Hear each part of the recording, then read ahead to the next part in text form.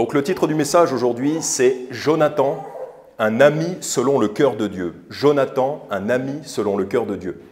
Donc quelque part, ça va être un message qui va être semblable au message de Pierre d'il y a 2 semaines, mais alors qu'il y a 2 semaines, on avait étudié plutôt les personnages de Saül et de David, aujourd'hui, on va étudier un petit peu le caractère de Jonathan et en quoi Jonathan est un ami selon le cœur de Dieu. Si vous voulez bien, en guise d'introduction, donc restez dans 1 Samuel chapitre 18, mais allez dans 2 Samuel chapitre 1, 2 Samuel chapitre 1 en guise d'introduction, parce qu'en fait, je pense qu'une des raisons pour lesquelles David fut un homme selon le cœur de Dieu, c'est qu'il avait pour modèle Jonathan, qui lui avait de grandes qualités. Et plusieurs des qualités de Jonathan se retrouvent en David, ou plutôt plusieurs des qualités de David étaient déjà en Jonathan. Et comme Jonathan était plus âgé que David, la Bible ne le dit pas, mais il est fort probable que David voyait Jonathan comme un mentor, comme un modèle. 2 Samuel chapitre 1, commençant à lire au verset 17, donc là c'est le chant que David fait sur Saül et Jonathan après leur mort. Donc c'est un chant de commémoration, justement en l'honneur de ces 2 hommes. 2 Samuel chapitre 1, verset 17. « Alors David fit sur Saül et sur Jonathan son fils cette complainte, qu'il ordonna d'enseigner aux enfants de Juda, la complainte de l'arc. Voici, elle est écrite au livre du juste. Ta gloire, ô Israël, a péri sur tes collines. Comment sont tombés les hommes vaillants? N'allez point le dire dans Gath, ne l'annoncez point dans les places d'Askelon, de peur que les filles des Philistins ne se réjouissent, de peur que les filles des incirconcis ne triomphent. Montagne de Gilboa, que la rosée et la pluie ne tombent plus sur vous, qu'il n'y ait plus de champs dont on offre les prémices, car c'est là qu'a été jeté le bouclier des hommes forts, le bouclier de Saül, comme s'il n'eût pas été oint d'huile. L'arc de Jonathan ne revenait jamais sans être teint du sang des blessés et de la graisse des vaillants, et l'épée de Saül ne retournait pas sans effet. Saül et Jonathan, aimables et agréables pendant leur vie, n'ont point été séparés dans leur mort. Ils étaient plus légers que les aigles, ils étaient plus forts que les lions.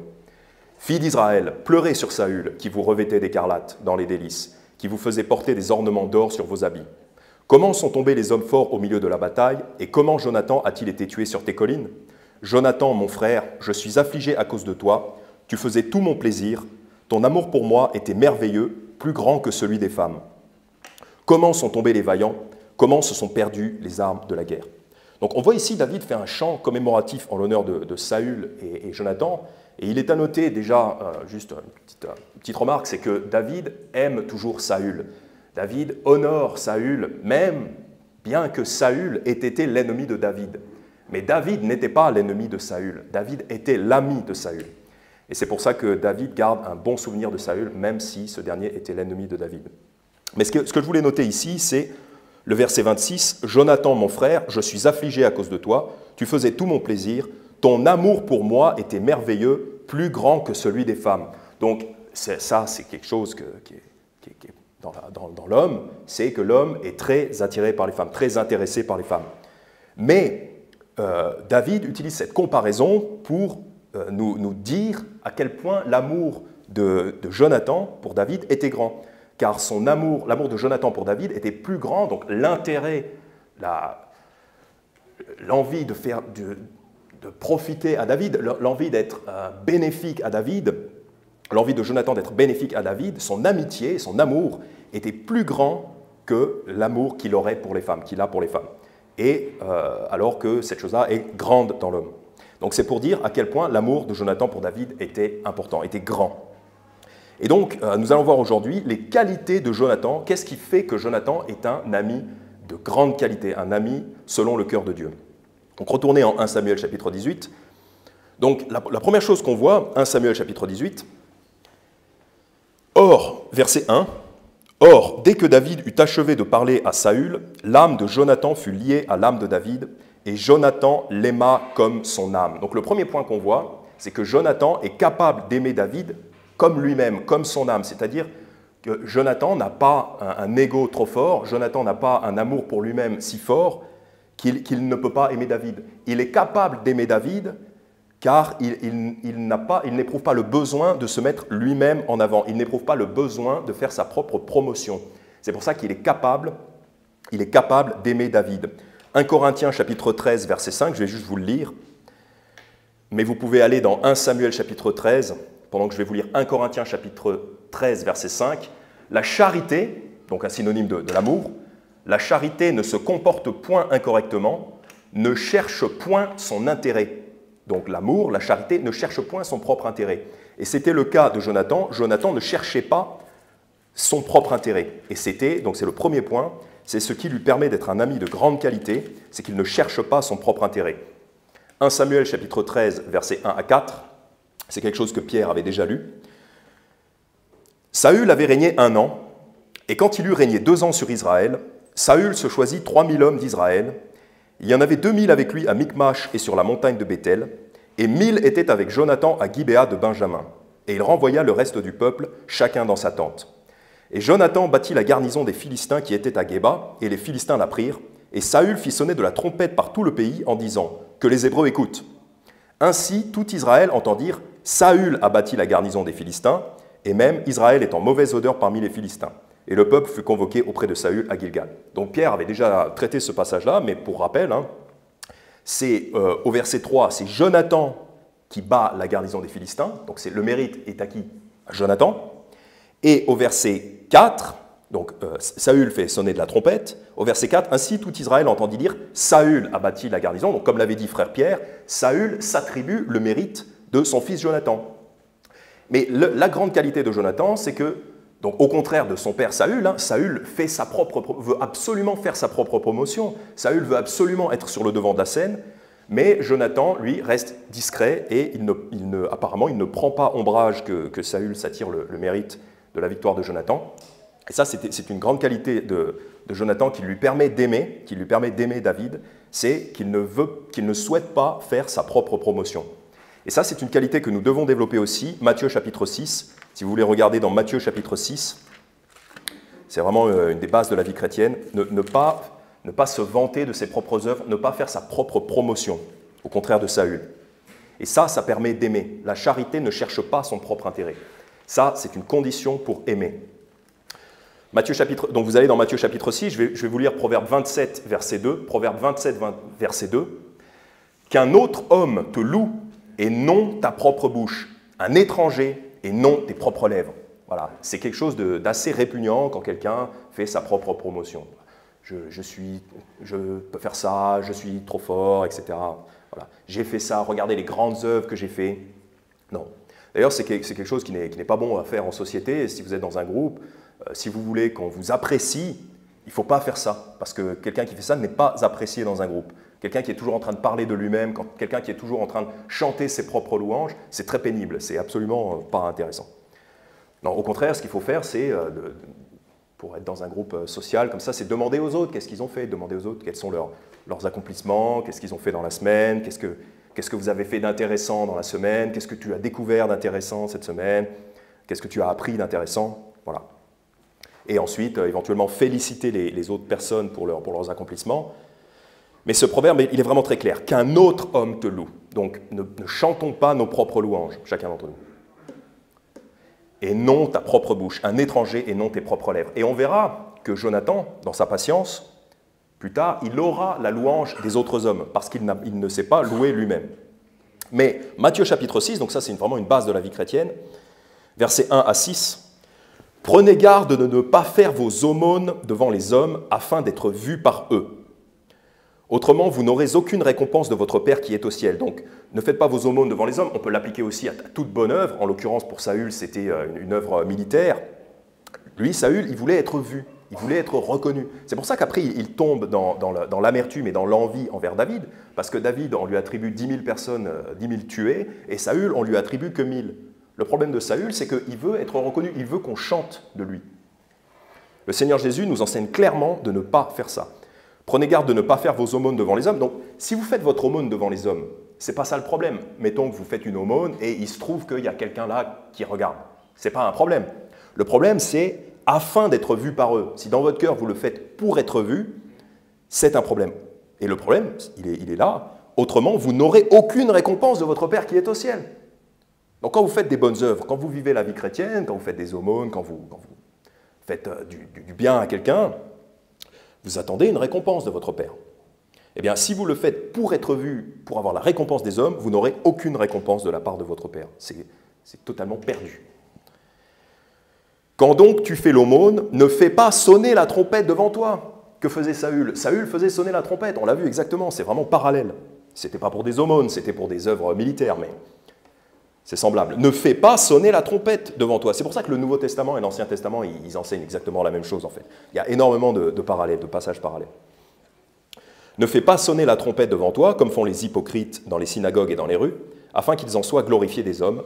Je vous dis en vérité qu'ils reçoivent leur récompense, oui, une récompense qui n'a pas de valeur, parce qu'être reconnu des hommes, ça ne vaut rien, c'est vain, c'est de la vanité. Sauf si ça permet de glorifier le Seigneur Jésus, sauf si on vous reconnaît en tant que chrétien. Mais être glorifié des hommes, ça n'a pas de valeur. Je vous dis en vérité qu'ils reçoivent leur récompense, une récompense sans valeur. Mais quand tu fais l'aumône, que ta main gauche ne sache pas ce que fait ta droite. En gros, ça veut dire presque fais-le inconsciemment, quoi. Calcule pas, fais-le, et puis n'aie pas d'arrière-pensée, ne te pose pas de questions, fais-le, et puis voilà. Afin que ton aumône se fasse en secret, et ton Père qui te voit dans le secret t'en récompensera ouvertement. Et quand tu pries, tu ne seras pas comme sont les hypocrites, car ils aiment à prier en se tenant debout dans les synagogues et au coin des rues, afin d'être vus des hommes. Je vous dis en vérité qu'ils reçoivent leur récompense. Mais toi, quand tu pries, entre dans ton cabinet, et ayant fermé ta porte, prie ton Père qui est dans ce lieu secret, et ton Père qui te voit dans le secret t'en récompensera ouvertement. Donc ça, c'est très important pour nous, même si on n'est pas toujours reconnu par les hommes, et dans la vie chrétienne, c'est souvent le cas. Il y a beaucoup de gens, beaucoup de chrétiens qui travaillent et qui ne sont pas reconnus. D'ailleurs, la seule personne, quelque part, la personne qui a le plus de reconnaissance, c'est la personne qui prêche, mais tous les autres chrétiens qui travaillent ne sont pas sur le devant de la scène, on les voit moins ou pas, ou peu. Mais pour vraiment que ça puisse nous rassurer, nous encourager, nous savons que notre Père nous voit dans tous les lieux secrets. Donc même si les hommes ne vous reconnaissent pas, c'est pas grave, en fait, on s'en fiche. Il faut arriver à se mettre cette idée dans la tête, on s'en fiche que les hommes nous reconnaissent. Par contre, vous pouvez être sûr et certain que votre Père, qui vous voit dans le secret, vous récompensera ouvertement. Tôt ou tard, vous aurez votre récompense de la part du Père. 1 Pierre chapitre 5, verset 6, donc je vais vous le lire. Pendant ce temps, vous pouvez aller dans 1 Samuel chapitre 14. Vous pouvez aller dans 1 Samuel chapitre 14. Je vais vous lire 1 Pierre chapitre 5, verset 6. « Humiliez-vous donc sous la puissante main de Dieu, afin qu'il vous élève quand il en sera temps. » Humiliez-vous donc sous la puissante main de Dieu. Donc ça peut être accepter que vos œuvres, que vos actes ne soient pas reconnus par les hommes. Ça, c'est quand même relativement humiliant. Ça demande d'être humble pour continuer à travailler dans ces conditions. Et si vous faites ça, si vous avez cette humilité, afin qu'il vous élève quand il en sera temps. Donc il y aura un moment, c'est peut-être pas tout de suite, il faudra être patient, mais il y aura un moment où le Seigneur vous élèvera. Et pour que le Seigneur puisse vous élever, pour que le Seigneur puisse vous donner une dignité, il faut avoir cette humilité auparavant. Parce que si vous n'avez pas cette humilité et que vous voulez à tout prix, vous voulez susciter la reconnaissance de la part des hommes, comme Saül qui fait sonner la trompette, si vous faites ça, Dieu ne pourra pas vous élever quand il en sera. Il n'y aura pas de moment où Dieu pourra vous élever. Humiliez-vous donc sous la puissante main de Dieu afin, c'est vraiment dans le but que, donc pour permettre à Dieu qu'il vous élève quand il en sera temps. Donc quand il en sera temps, ça veut dire patience. Et peut-être que ce ne sera pas dans cette vie, peut-être que ce sera dans la vie d'après, dans le monde d'après, mais c'est presque encore mieux comme ça. C'est une épreuve de foi et de patience. 1 Samuel chapitre 14. Donc n'ayons aucune attirance pour la gloire des hommes. Ne soyons pas intéressés par la gloire des hommes, ça n'a aucune valeur. Et sachons et souvenons-nous que nous serons toujours récompensés, nous serons toujours vus et récompensés par notre Père Céleste qui nous voit dans le secret.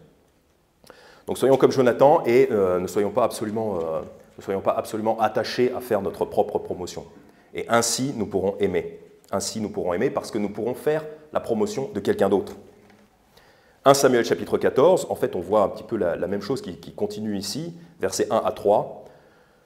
Donc il y a eu détresse, il y a eu une bataille, voilà, on a vu ça avec Pierre la dernière fois, donc il y a eu détresse pour les Israélites, et Jonathan décide de passer à l'action.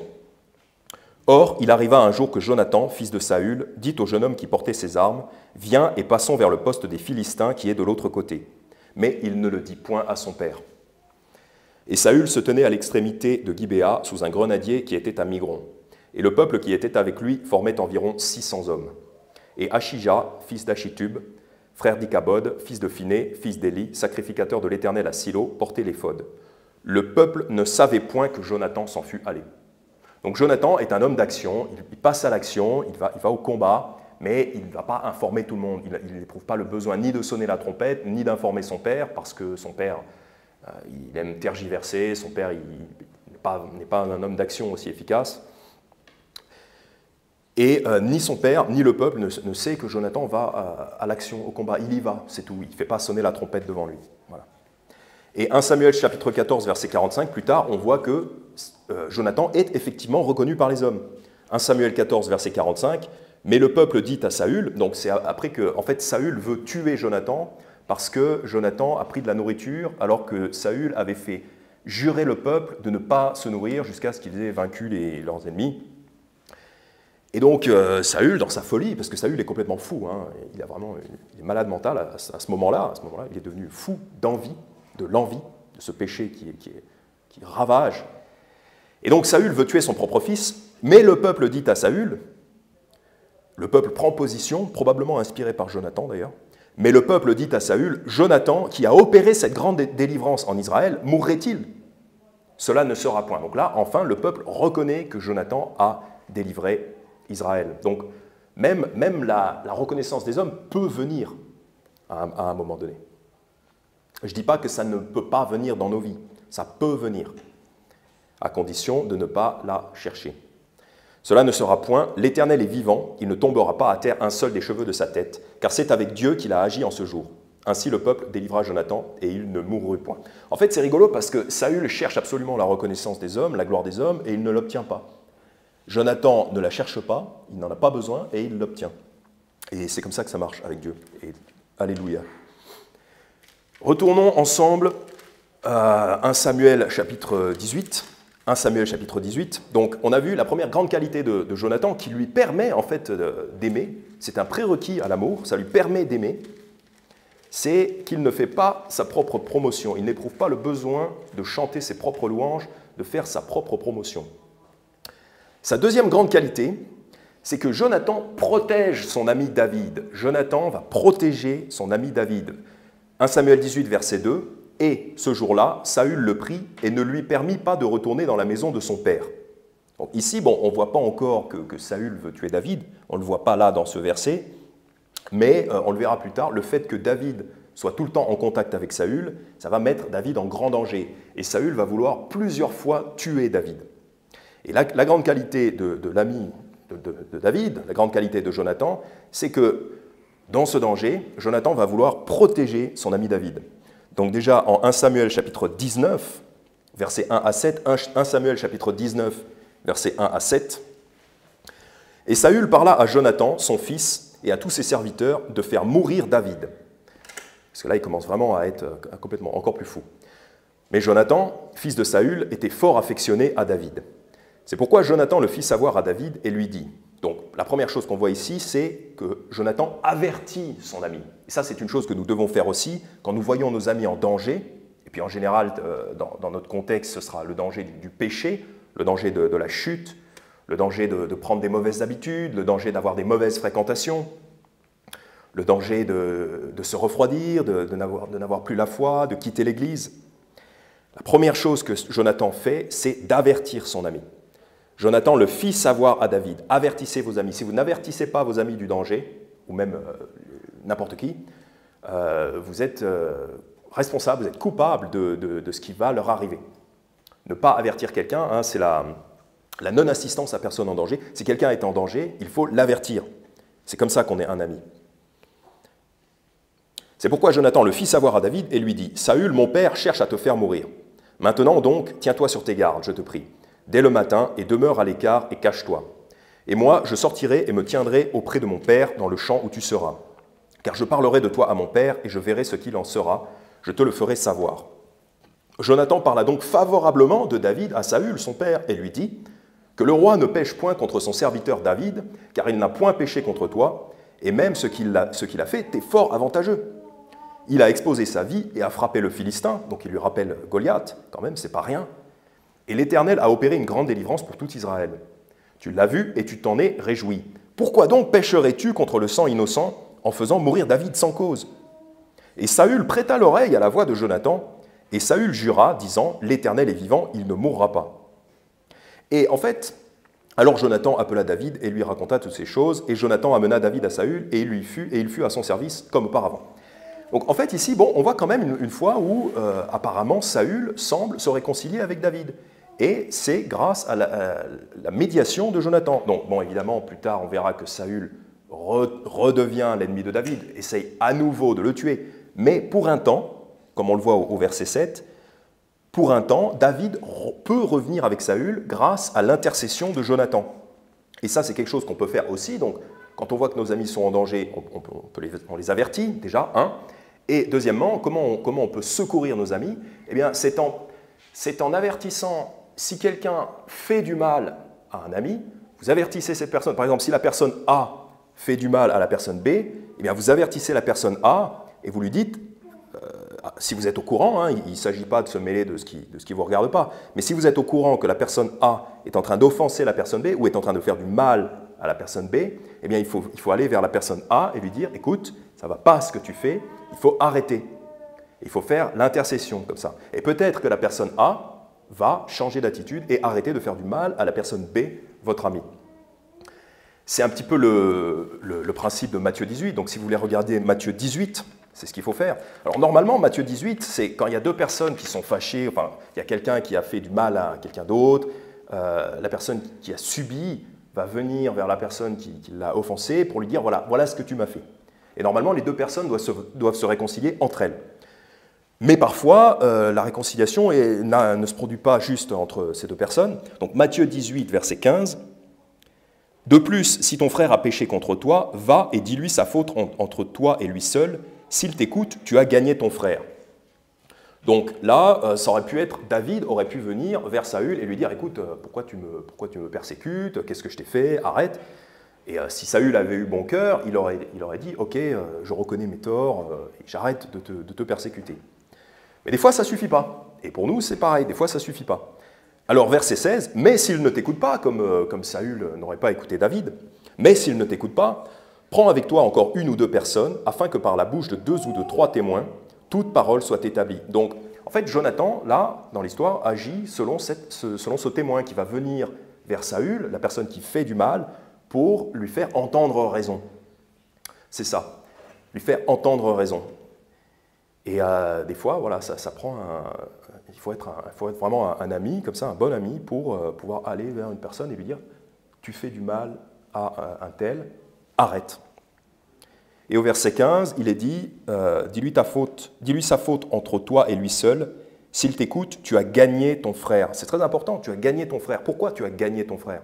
Parce que si quelqu'un a fait du mal à quelqu'un d'autre, si un frère ou une sœur fait du mal à quelqu'un d'autre, un membre de l'Église, c'est dangereux pour la personne qui fait du mal. 1 Thessaloniciens chapitre 4, verset 6, parce que notre Père ne va pas laisser passer ça sans rien faire. 1 Thessaloniciens chapitre 4, verset 6, « Que personne ne circonvienne ni ne fasse tort à son frère à quelque égard, parce que le Seigneur est le vengeur de toutes ces choses, comme nous vous l'avons déjà dit et attesté. » Donc là, ça parle des chrétiens, des gens qui sont sauvés. Si un chrétien va circonvenir, c'est-à-dire faire du tort, ni ne fasse tort à son frère à quelque égard, donc si un chrétien fait du tort à un autre chrétien, le Père, notre Père, est là derrière pour venger. Même si on est tous ses enfants, eh ben, il est sévère et il va venger ses actions. Donc la personne, en l'occurrence Jonathan, qui va reprocher à Saül de faire du mal à David, Jonathan est l'ami de David, mais il est aussi l'ami de Saül, parce que Saül est en grand danger parce qu'il fait du mal à David. Proverbe 6, allez dans Proverbe 6.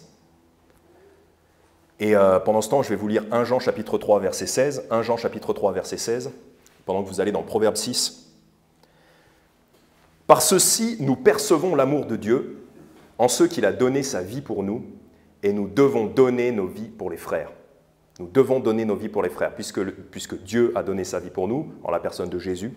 Eh bien, il est de notre devoir d'aller jusqu'à donner nos vies pour nos frères. Donc, secourir son ami, comme le fait Jonathan, ça peut aller jusqu'à donner sa vie. Et on va le voir que même Jonathan va risquer sa vie pour David. Mais en Proverbe chapitre 6, il est dit, Proverbe chapitre 6 versets 16 à 19. Proverbe 6, versets 16 à 19. L'Éternel est, donc il haït ces 6 choses. Oui, 7 lui sont en abomination. Un regard hautain, une langue menteuse et des mains qui versent du sang innocent.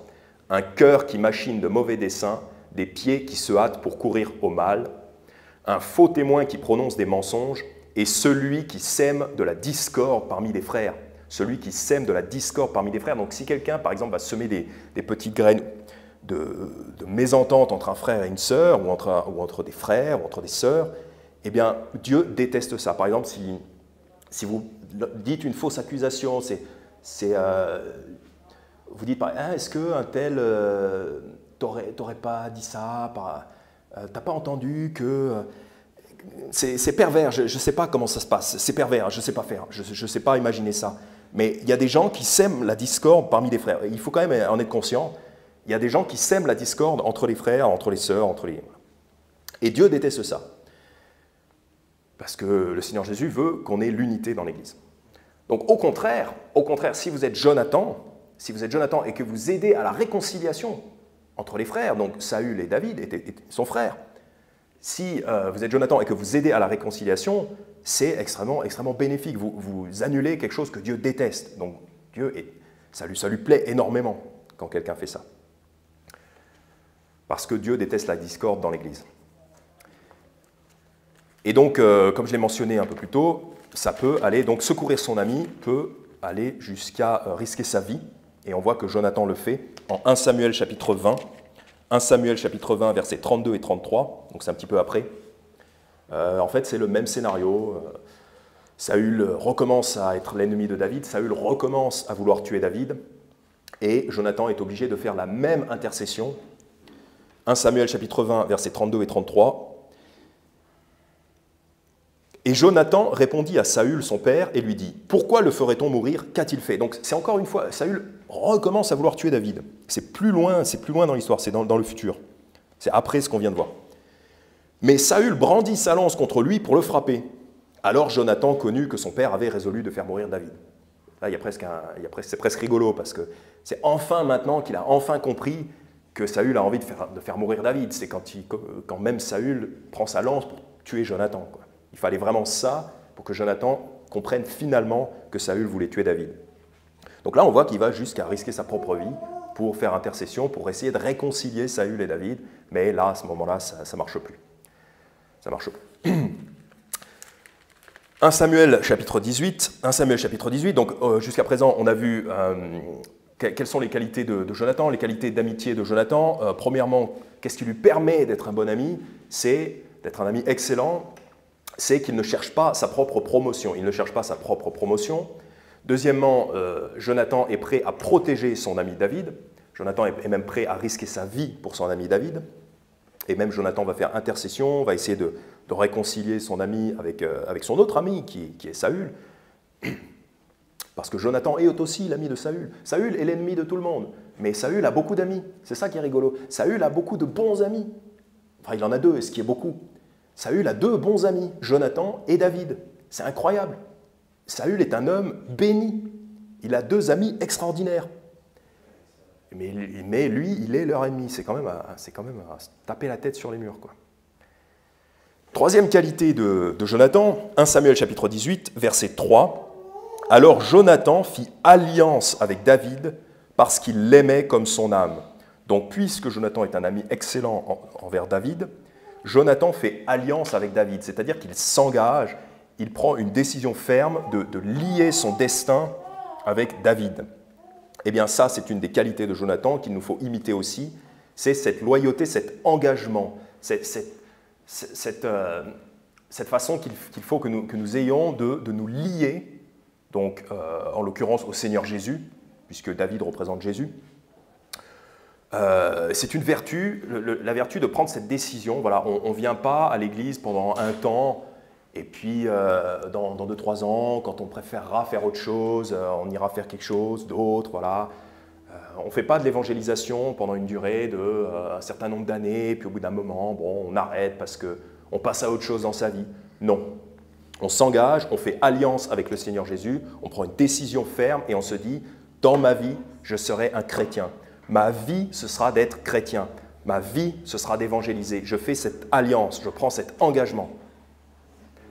Bien sûr, on ne fait pas de serment, on ne jure pas, mais on prend cet engagement en nous-mêmes. On n'est pas obligé de le dire à quelqu'un, on ne le dit à personne. C'est en nous-mêmes, on prend cette décision et on se dit, jusqu'à ma mort, jusqu'à mon retour au paradis, jusqu'à mon retour auprès du Seigneur Jésus, je vais servir une église locale, je vais être une bénédiction pour une église locale et je vais évangéliser. Ce sera qui je serai.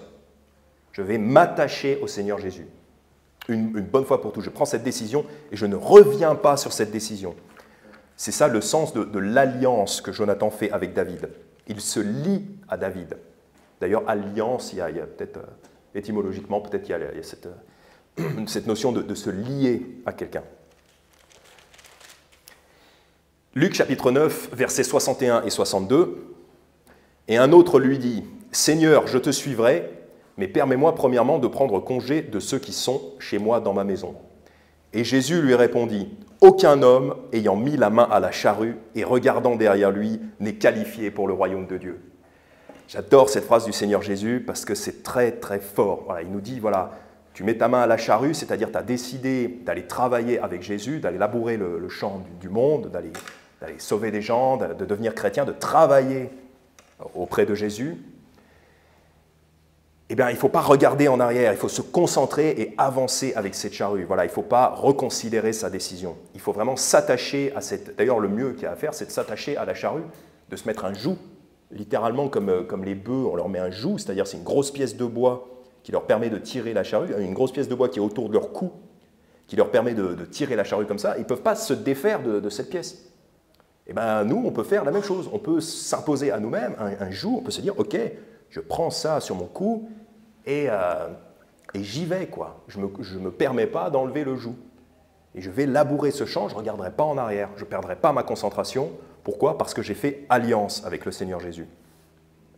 Et c'est quelque chose qui est extrêmement... le Seigneur Jésus donne beaucoup de valeur à cette loyauté, à cette fidélité jusqu'au bout. Révélation chapitre 2, à tel point que le Seigneur Jésus donne des récompenses à ceux qui sont fidèles jusqu'au bout. Ce sera plus de récompenses au ciel. Parce que peut-être quelqu'un qui va servir Dieu pendant 10 ans et qui après va arrêter, peut-être qu'il aura quand même des récompenses. Il en aura probablement quand même, si quelqu'un sert Dieu avec sincérité pendant un certain nombre d'années, mais qu'après il arrête, il aura peut-être des récompenses. Mais il y a des récompenses encore plus grandes pour la personne qui reste jusqu'au bout, pour la personne qui est fidèle et loyale jusqu'au bout. Révélation chapitre 2, verset 10. « Ne crains rien des choses que tu auras à souffrir. Voici, le diable va jeter en prison quelques-uns de vous. » Quelques-uns, pas nécessairement tous. Pas tous. « Afin que vous soyez éprouvés, et vous aurez une affliction de 10 jours. » Bon, 10 jours, c'est pas tant que ça. 10 jours, ça va. Mais vous aurez une affliction. « Sois fidèle jusqu'à la mort. » Donc, ça peut aller jusque-là. « Et je te donnerai la couronne de vie. » Donc, sois fidèle jusqu'à la mort, c'est-à-dire, ça peut vouloir dire sois fidèle jusqu'à éventuellement mourir comme martyr, mais ça peut aussi vouloir dire sois fidèle jusqu'à ta blanche vieillesse, jusqu'à ce que tu rentres avec tes cheveux blancs dans la tombe, à l'âge de 100 ans. Sois fidèle, même quand tu auras une canne, quand tu seras en fauteuil roulant, continue à faire de l'évangélisation, continue à venir à l'église, à servir ton église locale et à travailler. Si tu es fidèle jusqu'à la mort, le Seigneur Jésus te donnera la couronne de vie, une récompense supplémentaire. Révélation 2, 26 à 28.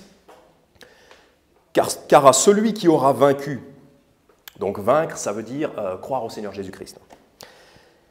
Mais à celui qui aura vaincu, car à celui qui aura vaincu et qui pratiquera mes œuvres jusqu'à la fin, donc la fin, ça peut vouloir dire jusqu'au retour du Seigneur Jésus ou jusqu'à la mort du corps, je lui donnerai pouvoir sur les nations. Donc ça, ce n'est pas tous les chrétiens. Ça, c'est les chrétiens qui ont servi Jésus jusqu'à la fin, qui n'ont pas arrêté, qui ont fait alliance et qui se sont tenus à leurs décisions, qui n'ont pas regardé en arrière. Je lui donnerai pouvoir sur les nations. Ce ne sera pas tous les chrétiens. Avez-vous envie d'avoir pouvoir sur les nations? J'ai envie d'avoir pouvoir sur les nations. J'ai envie d'avoir pouvoir sur certaines nations. Je n'aurai pas tout. Vous en aurez aussi. J'ai envie d'avoir pouvoir sur les nations. On a le droit d'avoir des désirs comme ça. Dieu veut qu'on ait des désirs comme ça, des désirs justes. Eh bien, comment on fait? Il faut pratiquer les œuvres jusqu'à la fin. À l'âge de 60 ans, on va continuer. À l'âge de 80 ans, on continuera. 90, 100 et plus. Et il les gouvernera avec une verge de fer, et elles seront brisées en pièces comme les vases d'un potier, selon que je l'ai aussi reçu de mon Père. Ça, c'est pour la personne qui pratique les œuvres jusqu'à la fin. Luc 22, ça c'est vraiment un passage que j'aime beaucoup.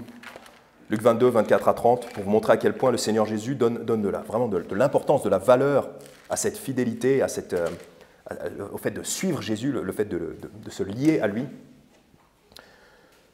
Luc 22, versets 24 à 30. Luc 22, versets 24 à 30. Il arriva aussi une contestation entre eux sur celui d'entre eux qui serait estimé le plus grand. Donc ça non plus, ce n'est pas forcément un mauvais désir de se demander comment être grand dans le royaume du ciel. Ce n'est pas un mauvais désir, ce n'est pas une mauvaise question. Bon, évidemment, il ne faut pas le faire par concurrence avec ses frères et sœurs. Mais c'est quand même une bonne question. Hein. Comment faire pour être grand dans le royaume du ciel, pour avoir des récompenses? Eh bien, le Seigneur Jésus leur dit, au verset 25, « Les rois des gentils exercent leur domination sur eux, et ceux qui exercent leur autorité sur eux sont appelés bienfaiteurs. » Donc ici, dans ce monde, comment ça se passe? Eh bien, c'est par domination, voilà, le plus fort domine, le plus fort est le plus grand, ici, voilà. Mais il n'en sera point ainsi de vous. Parmi nous, c'est pas pareil. C'est pas le plus fort parmi nous qui est le plus grand. Mais que le plus grand parmi vous soit comme le plus jeune, et celui qui gouverne comme celui qui sert. Donc, si vous voulez gouverner, si vous voulez être le plus grand, il faut servir. Car lequel est le plus grand? Celui qui est à table ou celui qui sert? N'est-ce pas celui qui est à table? Mais cependant, je suis au milieu de vous comme celui qui sert. Donc même le Seigneur Jésus donne l'exemple en servant. Et Dieu sait que le Seigneur Jésus sera le plus grand au royaume du ciel. Or, pour vous, donc comment faire pour avoir les récompenses? Or, pour vous, vous êtes ceux qui avez persévéré avec moi dans mes tentations. Vous avez persévéré, la clé elle est là. Ils ont persévéré, ça veut dire qu'ils se sont liés au Seigneur Jésus, ils l'ont suivi, et persévérer, ça veut dire longtemps, ça veut dire jusqu'au bout, ça veut dire malgré les difficultés. Parce qu'ils avaient fait ce choix dans leur tête, ils n'ont pas regardé en arrière. Vous êtes ceux qui avez persévéré avec moi dans mes tentations, et je vous confère un royaume comme mon Père m'en a conféré un, afin que vous mangiez et que vous buviez à ma table dans mon royaume, et que vous soyez assis sur des trônes, jugeant les 12 tribus d'Israël. Donc même question, est-ce que vous voulez un royaume? Est-ce que vous voulez de l'autorité dans le royaume du ciel? Eh bien si oui, il faut persévérer avec le Seigneur Jésus. Il faut s'attacher au Seigneur Jésus. Il faut faire cette décision de se dire, ma vie, ce sera servir Jésus, suivre Jésus. Et littéralement, suivre Jésus, ça veut littéralement dire le faire passer en premier. Ça veut dire qu'il marche devant vous et vous le suivez, et vous allez à l'endroit où il va, et vous faites la chose qu'il fait. Et ça ne veut pas forcément dire qu'il faut bouger géographiquement. Des fois, on reste au même endroit géographiquement. Mais ça veut dire qu'on va vraiment limiter, on va faire les choses qu'il fait, exactement. Et littéralement, suivre Jésus, ça veut dire le faire passer en premier. Et c'est la quatrième caractéristique de Jonathan. Donc retournez dans 1 Samuel chapitre 18 et verset 4. Maintenant, verset 4 qui décrit un petit peu la quatrième caractéristique de Jonathan. Alors, en quoi Jonathan est un excellent ami, est un ami selon le cœur de Dieu? C'est que, comme nous devons faire passer Jésus en premier, eh bien, Jonathan fait passer David en premier, puisque David représente le Seigneur Jésus.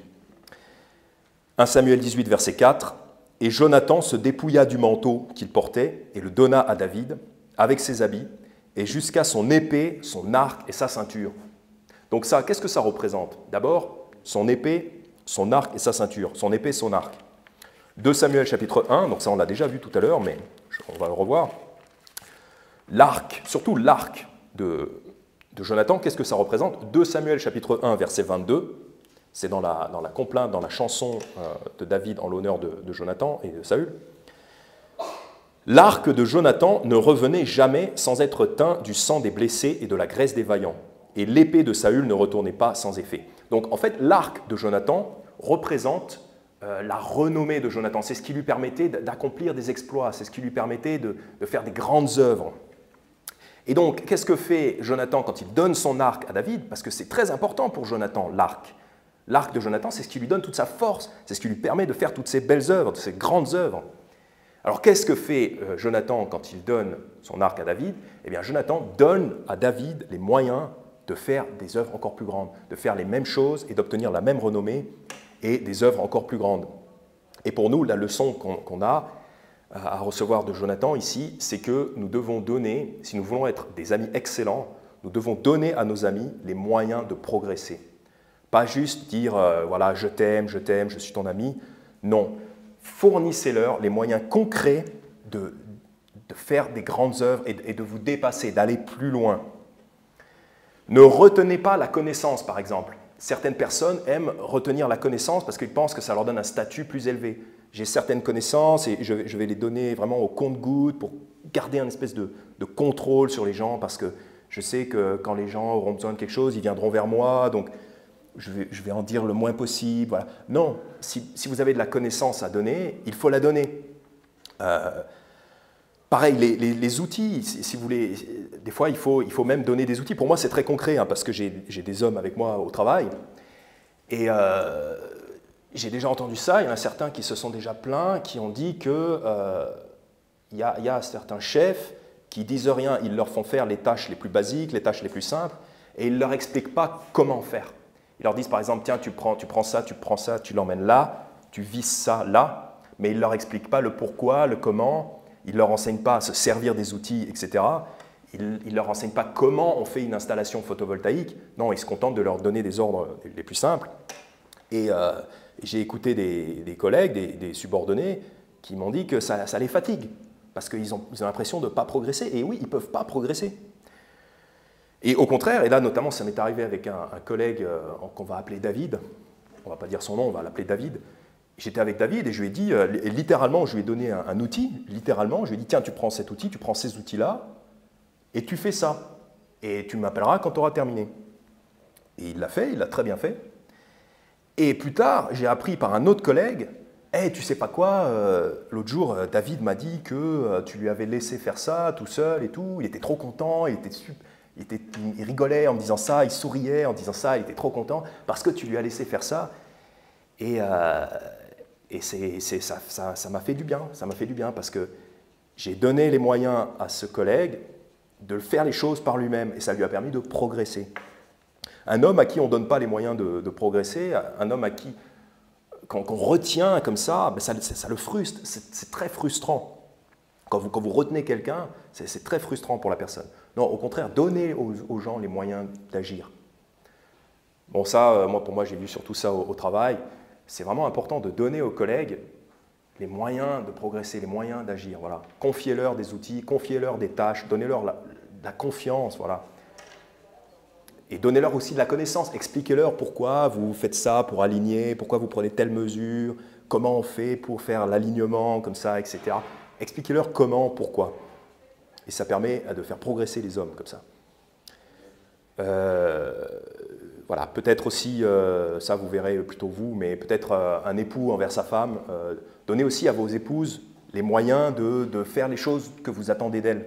Si vous attendez de votre épouse qu'elle aille chercher la nourriture au magasin, etc., bah donnez-lui accès aux finances, ou je ne sais pas, donnez-lui les moyens de faire ces choses-là. Bon, ça, vous verrez entre vous.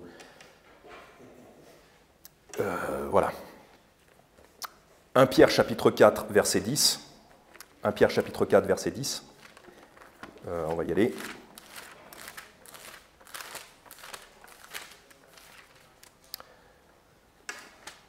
Que chacun emploie le don selon qu'il a reçu au service des autres, comme de bons dispensateurs de la grâce diverse de Dieu.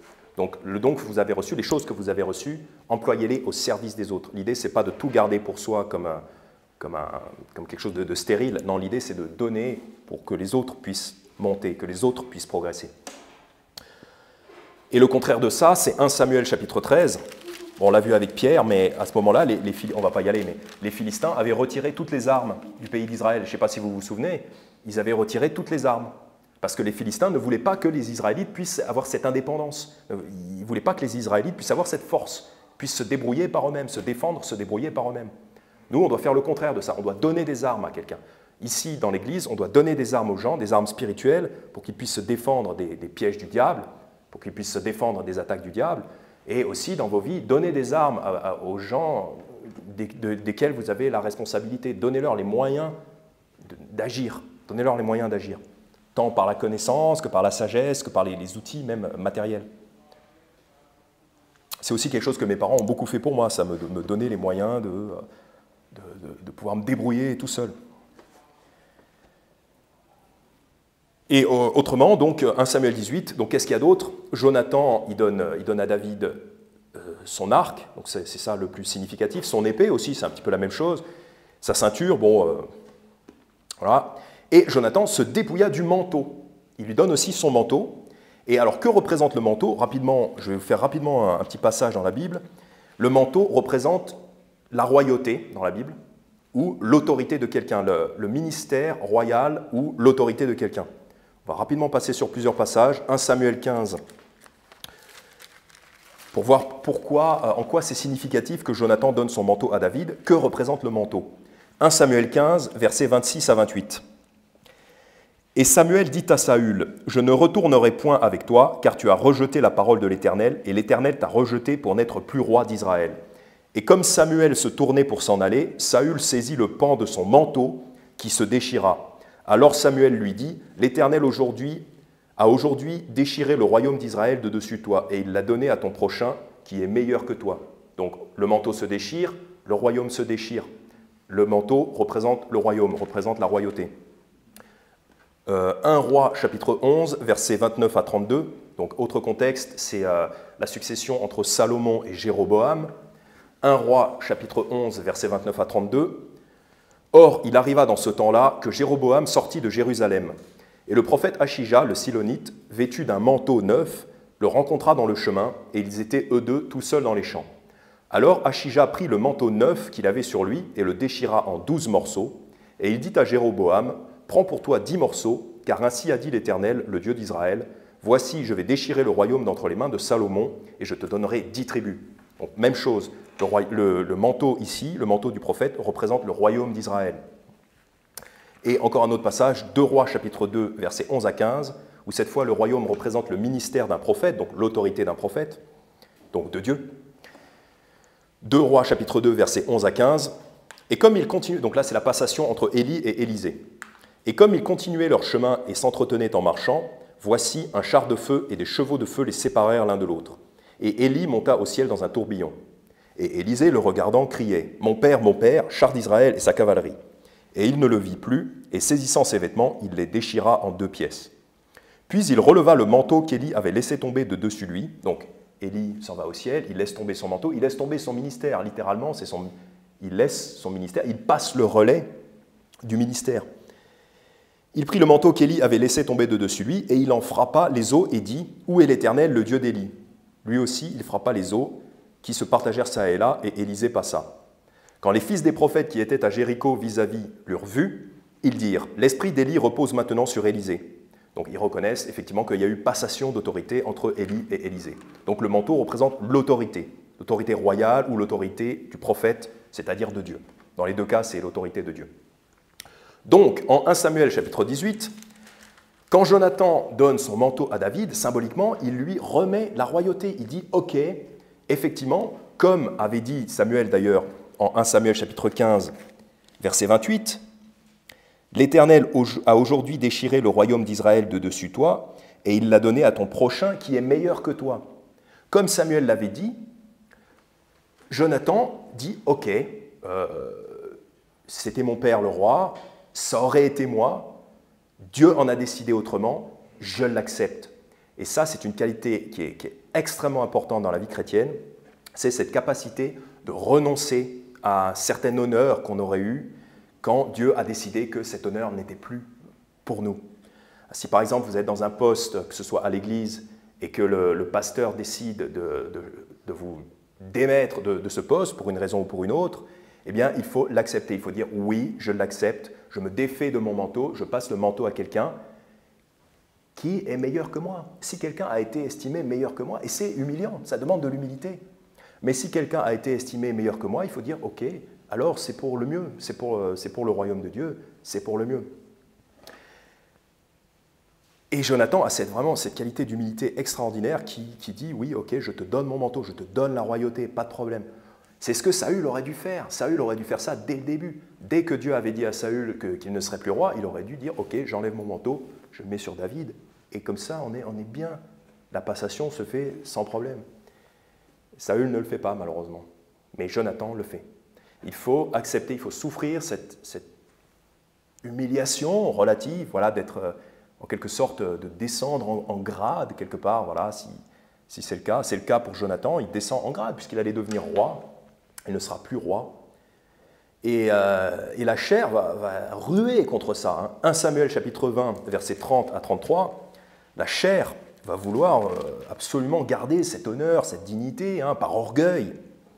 Si vous avez un certain poste, c'est difficile pour la chair de se voir dégradée. Il y a un biais de jugement chez l'être humain, c'est qu'on aime progresser, mais on déteste plus la détestation d'être dégradé, de descendre en quelque sorte, est plus forte que le bonheur de monter chez l'être humain.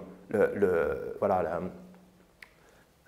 la douleur, la souffrance, l'humiliation de descendre dans la chair, l'humiliation dans la chair de descendre en grade est plus intense que le bonheur de monter en grade. Voilà. Donc c'est très difficile pour la chair. 1 Samuel chapitre 20, versets 30 à 33. Alors la colère de Saül s'embrasa contre Jonathan et il lui dit, « Fils pervers et rebelle, ne sais-je pas bien que tu as choisi le fils de Jessé à ta honte et à la honte de ta mère ?» C'est faux parce que quand on choisit David, on fait le bon choix. Quand on choisit Jésus, on fait le bon choix. Car tant que le fils... Mais ça, Saül représente la chair qui va tenter Jonathan. Car tant que le fils de Jessé vivra sur la terre, tu ne seras jamais stable, ni toi, ni ton royaume. Maintenant donc, envoie-le chercher et amène-le-moi, car il est digne de mort. Et c'est là que Jonathan répondit à Saül, son père, et lui dit, « Pourquoi le ferait-on mourir? Qu'a-t-il fait ?» Et que Saül essaye de tuer Jonathan. Voilà. Pour la deuxième fois, d'ailleurs. Et donc là, on voit que Saül représente la chair qui essaye de tenter qui essaye de tenter Jonathan et lui dit, voilà, c'est toi qui mérites d'avoir cette dignité, etc. Mais non, c'est faux. Dieu a dit qu'il allait passer le royaume à David qui est meilleur que Saül, donc qui est aussi meilleur que Jonathan. Et Jonathan l'accepte, malgré son père, malgré les tentations, la tentation de l'orgueil. Jacques chapitre 1, versets 8 et 9.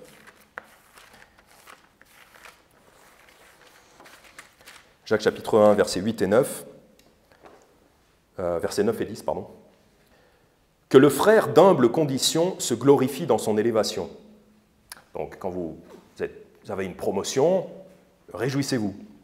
« Mais le riche dans son humiliation, parce qu'il passera comme la fleur de l'herbe. » Donc, le riche, ou la personne favorisée, la personne qui a un poste élevé, que cette personne se glorifie, se réjouisse dans sa descente, son humiliation, parce que ça lui fera se souvenir que de toute façon il passera comme la fleur de l'herbe, il finira par mourir comme tout être humain. Cette gloire passagère finira par s'éteindre. Et voilà, ça demande une humilité extrême, et Jonathan fait littéralement passer David avant lui, il l'accepte, il lui donne le manteau, il lui dit « Vas-y, c'est à toi, c'est toi le roi, tu peux foncer ». Et ça, c'est vraiment une des bases de la vie chrétienne, de préférer les autres, de vouloir mettre en avant les autres, de vouloir que les autres progressent. Et pour finir, Luc chapitre 16. Luc chapitre 16, donc ça c'est au contraire ce qu'on veut éviter d'être. Donc nous, on veut être comme Jonathan, si on est dégradé, même par exemple au travail. Peut-être si vous avez un poste au travail, un poste un petit peu de hiérarchie, dans la hiérarchie, et qu'on vous descend parce que vous n'avez pas produit les résultats attendus, c'est possible. Je pense que ça arrive assez rarement, mais ça peut arriver. Et pourquoi ça arrive rarement? C'est parce qu'en général, on n'ose pas aller vers quelqu'un et le dégrader, parce que c'est très dur. On sait que la personne va détester ça. Si un patron vient vers son employé et lui dit, écoute, qui est manager, et lui dit, écoute, ce que tu fais dernièrement, ça ne va pas, tu vas revenir dans le rang. Par exemple, à l'armée, si un capitaine vient vers son sergent et qui lui dit « Sergent, ça ne va pas ce que tu fais depuis un moment, tu vas redevenir soldat du rang ». Il sait pertinemment que le sergent il va être blessé, il va être frappé dans son orgueil. Donc généralement, je pense que ça ne se produit pas tellement dans le monde. Et pourtant, il faut savoir le faire. Parce que sinon, il y a danger. Luc chapitre 16, donc même si vous êtes responsable, sachez aussi peut-être déterminer qui est plus adapté à quel poste, qui est meilleur que qui, pour pouvoir mettre les gens au poste où ils doivent être. Bon, évidemment, il ne faut pas dégrader quelqu'un au moindre prétexte, hein, mais parfois c'est nécessaire. Luc chapitre 16, verset 1, donc ça peut être nécessaire par exemple dans un cas comme celui-là. Et Jésus disait aussi à ses disciples, un homme riche avait un économe qui fut accusé devant lui de lui dissiper ses biens. Donc c'est un tordu, quoi, un homme corrompu, un mauvais employé. Et il l'appela et lui dit, comment se fait-il que j'entende dire ceci de toi? Rends compte de ton administration, car tu ne pourras plus administrer. En gros, il lui dit, t'es viré. Voilà.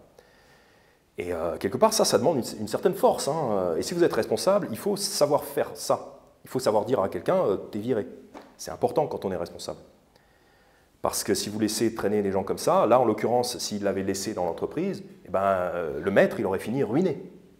Donc si vous avez une entreprise, que vous êtes responsable de quelque chose, ou même responsable de l'Église, si vous ne voulez pas que l'entreprise ou que l'Église finisse ruinée, eh bien, il faut savoir remettre les gens à leur place. Il faut savoir dire aux gens, quand c'est nécessaire, tu es viré.